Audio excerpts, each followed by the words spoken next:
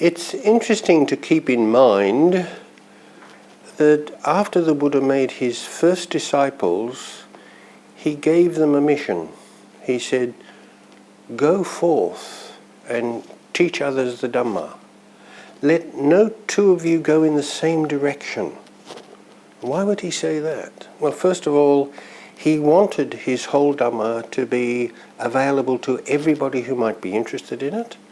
And when he said, let no two of you go in the same direction, he meant spread out. I want you to go everywhere. And then you find that for the next, 40 years or so, that's pretty much what the Buddha did.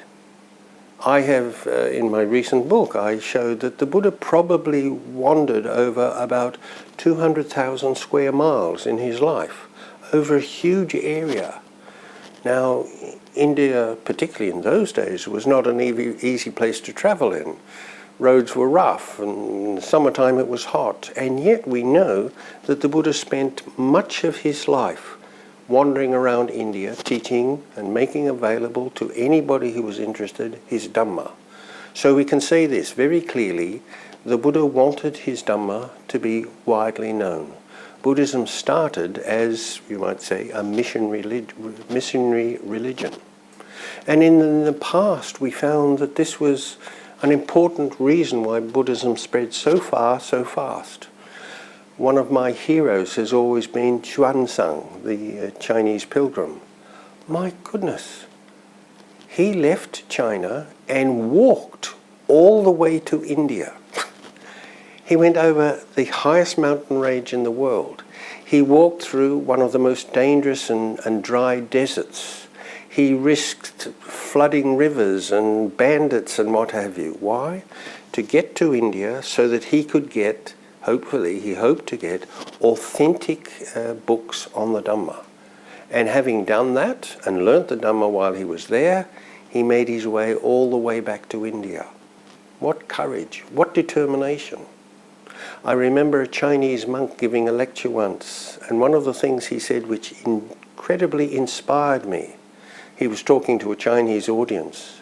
He said, "Xuanzang went all that way to get those books, and you can't even be bothered to read them." And I thought, that's pretty good. He went all that way to get those books, and so few people who were Buddhists bothered to read the books. The Buddha walked those dusty paths in the hot weather to spread the Dhamma, and many of us can't be bothered to read it and study it. And if we do, or we're too timid to share it with others.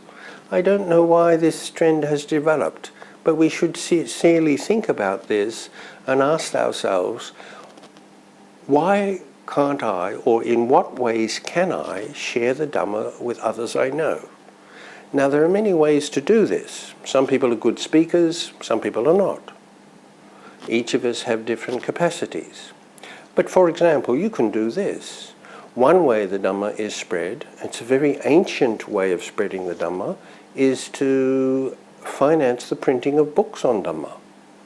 You probably know that the oldest printed book in the world was printed for free distribution by a man in China. It's the oldest printed book in the world. It has his name and why he financed the printing of that book on the last page of the book. So that's one thing that you can do. Books make a difference. If they're a good book, they might change somebody's life. Another thing you can do is simply when you meet friends and what have you, you just happen to mention that I'm a Buddhist, and if they take an interest, tell them what you know. And of course you can only do that if you do know the Dhamma. So the onus is upon learning the Dhamma. You don't have to know it well, but if you know the basic principles, you can explain it to people, to your friends, to your neighbours. Why not? Christians do it, Muslims do it, why shouldn't Buddhists do it? Another thing you can do, which is very, very important, is if you're a parent, do what you can that your children have a Buddhist influence in the home. And how they have an influence in the home is, first of all, they see that their parents don't just go to the local temple, but at home and in their lives and in their work, they genuinely try to practice the Dhamma. and they impart that to their children. They send their children to a Buddhist Sunday school if there's one, and so on. That's one thing you can do. And the other thing you can do is perhaps most important of all. What could be worse than somebody who is known as a Buddhist and yet they are not a particularly nice person? On the other hand, somebody who is known to be a Buddhist and they have honesty and integrity in their life. They reach out to help others. They spend some time doing community work or something like that. What better way to spread the Dhamma than to live by it and let people know that you do?